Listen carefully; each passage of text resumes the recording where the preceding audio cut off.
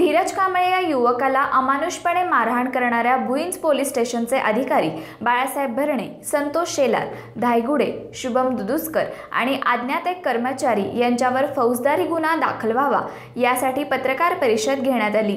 धीरज अशोक कांबळे, मी Pachwad college इथं TYB शिक्षण घेत आहे राष्ट्रीयता। मी 25/11/2018 रोजी मी पिकनिक कलेक्शनचं काम करतो। कामानिमित्त शेखर भोसले याच्या घरी कामानिमित्त गेलो होतो। त्या ठिकाणी भुईंज पोलीस स्टेशनचे हवालदार धायगुडे आणि शुभम दुदुस्कर हे दोघे जण आले व मला म्हणाले काम आहे तर असे सांगून मला MH119211 या इंडिगो गाडीमधून प्रायव्हेट गाडीमधून मला बसवून त्यांनी तुझ्याकडे काम आहे असं सांगून गाडीत बसून मला त्यांनी नेगे पोलीस स्टेशनच्या इथं न थांबता थेट त्यांनी सर्व्हिस रोडनी शिरगावच्या दिशेने गाडी नेली व शिरगावच्या दिशेने जाताना मध्यंतरी ठिकाणात डाव्या बाजूला एका 4 चाकी गाडी जाईल अशा ठिकाणी नेऊन मला त्या ठिकाणी काठीने व हाताने मारहाण चालू केली। मला काय घटना झाली मला माहीत नव्हती। मी त्यांना विनंती करतो तो साहेब काय झालं, माझं काय चुकलं, मी काय गुन्हा केला सदर ते काही ऐकत नव्हते। त्यानंतर त्यांनी त्यांना भरणे साहेबांचा फोन आला। भरणे साहेबांच्या म्हणण्यानुसार त्यांनी मला थेट त्या गाडीत बसवून त्यांनी मला भुईंज पोलीस स्टेशनला नेतो असे सांगून भुईंज पोलीस स्टेशनच्या पाठीमागील बाजूस असणारे गेस्ट हाऊस या ठिकाणी त्यांनी नेले। गाडीच्या काचा वगैरे लावल्या, CCTV कॅमेऱ्यात दिसून आहे म्हणून त्यांनी मला पाठीमागच्या बाजूने गाडीच्या काचा लावून नेलं। त्या ठिकाणी संतोष शेलार, भरणे साहेब आणि अज्ञात एक जण अजून एक आला। त्यांनी मला त्या ठिकाणी कपडे काढून नग्न अवस्थेत मारहाण केली, पट्ट्याने व काठीने मारहाण केली। ती मारहाण करताना मी त्यांना विनंती करत होतो साहेब माझा काय गुन्हा आहे, मी काय केले, मला काही सांगत नव्हते। मला म्हणाले की तू मोबाईल शॉपिंग खोटली आहेस, तू गुन्हेगार आहेस, तू कबूल कर।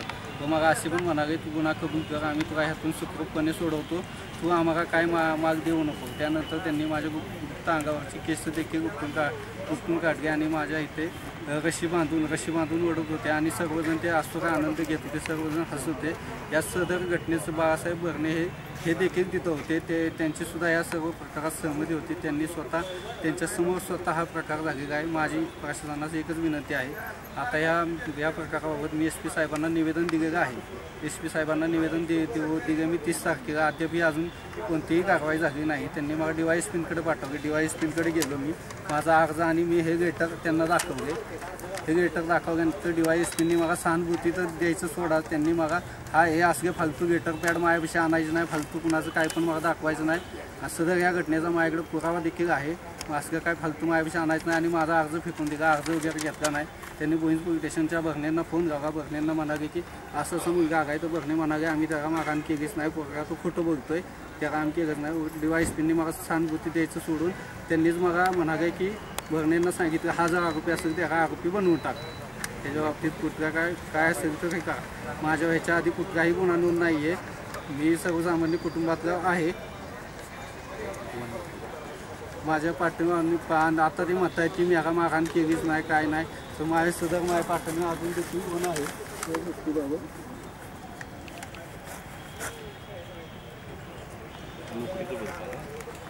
या झालेल्या प्रकाराबाबत मी एका पतसंस्थेत काम करत होतो, त्या ठिकाणची माझी नोकरी देखील गेलेली आहे। सदर झालेल्या घटनेबाबत मला योग्य तो न्याय मिळावा ही माझी प्रशासनात हात जोडून विनंती करतो।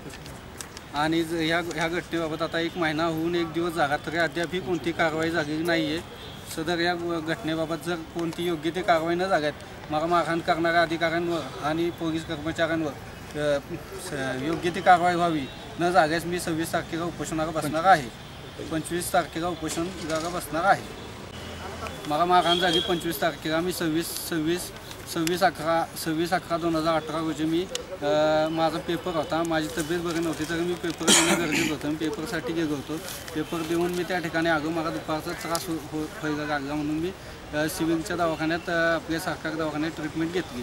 तिथे ट्रीटमेंट घेतल्यानंतर मला संध्याकाळी जरा जास्त त्रास झाला म्हणून मला आमच्या वस्तीतल्या लोकांनी मला रात्री 10च्या दरम्यान मला सातारा सिव्हिल या ठिकाणी ॲडमिट केले। 108 ॲम्ब्युलन्सने मला ॲडमिट केली।